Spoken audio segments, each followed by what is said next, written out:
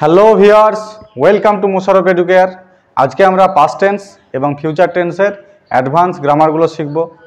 প্রথমে হচ্ছে past indefinite. Past indefinite tense কখন হয়? যখন কোনো একটা ঘটনা ঘটেছে বোঝায় তখন পাস্ট ইনডিফিনাইট টেন্স হয়। আমরা জানি আয়ের পরে সবসময় পাস্টে বি ভার্বের ওয়াজটা বসে।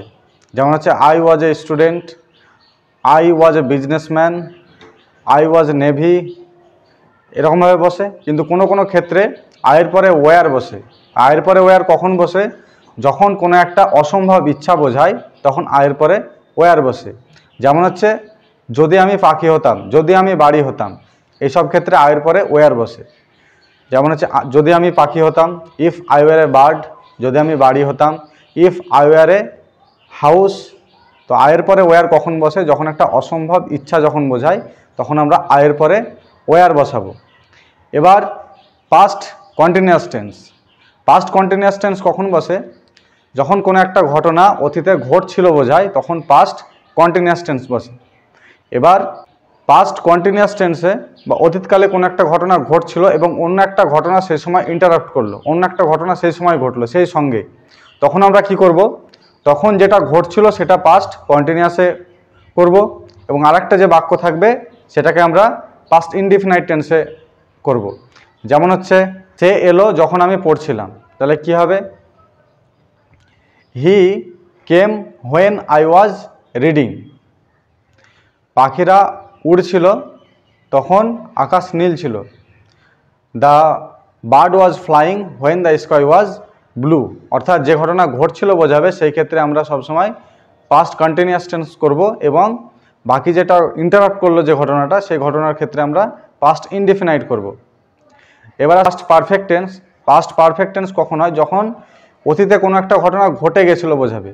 অর্থাৎ অতীতেরও অতীতকাল হচ্ছে পাস্ট পারফেক্ট টেন্স। যেমন আমি বইটি পড়ে নিয়েছিলাম, আমি চলে গিয়েছিলাম, এগুলো সব হচ্ছে পাস্ট পারফেক্ট টেন্স। অতীতকালে যদি দুটি ঘটনা পরপর ঘটে এবং একটা অপরের সঙ্গে সংযুক্ত থাকে, তখন যে ঘটনাটা আগে ঘটবে সেই ঘটনাটা আমরা পাস্ট পারফেক্ট টেন্সে লিখব, আর যে ঘটনাটা পরে ঘটবে সেই ঘটনাটা আমরা পাস্ট ইনডিফিনাইট টেন্সে লিখব। এবং মধ্যে একটা লিঙ্কার বিফোর বা আফটার, যে কোনো দুটোর মধ্যে একটা বসবে। তাহলে বিফোর যদি বসে তাহলে আগে হবে পাস্ট পারফেক্ট টেন্স, অর্থাৎ আগে যে ঘটনাটা ঘটেছে দুটির মধ্যে, আর পরে হবে পাস্ট ইনডিফিনাইট টেন্স, অর্থাৎ পরে যে ঘটনাটা ঘটেছে সেটা। এবার লিঙ্কার যদি আমরা আফটার ব্যবহার করি তাহলে প্রথমে হবে পাস্ট ইনডিফিনাইট টেন্স এবং পরে হবে পাস্ট পারফেক্ট টেন্স। যেমন রোগীটি মারা গেল ডাক্তার আসার আগে, তাহলে যদি আমরা বিফোর যদি ইউজ করি তাহলে কি হবে? The patient had died before the doctor came.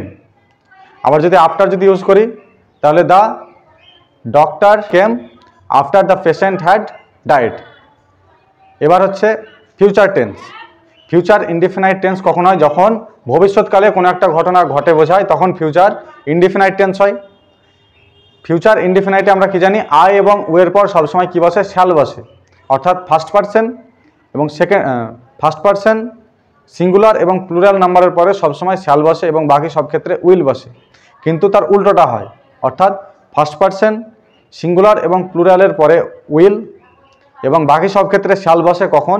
যখন কোনো একটা কাজ মানে করবে বোঝায়, একদম ওই কাজটা করবে বোঝায়, তখন আয়ের পরে উইল হবে, ওয়ের পরে উইল হবে, হির পরে শ্যাল হবে, উল্টোটা হবে।